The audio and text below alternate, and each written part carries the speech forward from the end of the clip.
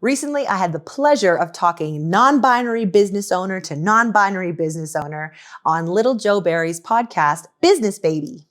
They asked me about non-binary voice training, and here's what I had to say. So, can I ask you, like, if someone wants, I don't know how to say this, so I'm just going to say it, but if someone wants to sound non-binary, like, what is the kind of voice they're usually going for? Or when you offer your class, is it like, oh, you can sound like this or like this? Or is it kind of like trying to sound more neutral? You know what I mean? Like, how do you decide or help people decide what a non-binary voice sounds like? If that makes sense.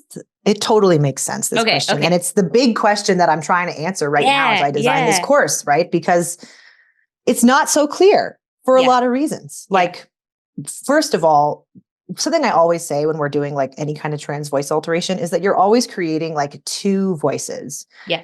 One that is the voice that gives you gender euphoria that you hear in your head and it sounds like, yes, that's me. Yeah. And then there's the voice that elicits the response from strangers that gives you gender euphoria. And unfortunately, like the general populace, like the cis population, they don't know non-binary people. They don't automatically have a category for non-binary people in their minds. So when they see you, they're going to put you in man or woman, unfortunately.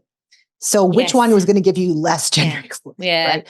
So for non-binary work, we're often like thinking of two different voices. For other types of work, sometimes those two voices are the same voice. Like I want to sound feminine. I want to be perceived as a woman. That's like that's easier than the non-binary question. Mm-hmm. And then there's the other factor, which is that like people will decide what gender you are based on other factors than what you sound like. And they will even make assumptions about your voice based on other factors, like what you look like, right? Like how people characterize a voice is really dependent on what people see. Even if like the same voice can be thought of as masculine or feminine, depending on the visual context, right? Yeah. So all this to say, like the neutral question becomes very challenging. Like, how do we become neutral? Yeah, because I feel like even just like, first off, it's so funny to think about people not having non-binary friends. Like that's... I know, right? All of my friends are non-binary.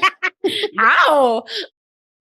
We talked about so much more than this as well. So make sure you catch my interview on Business Baby wherever you get your podcasts. And I hope this helps.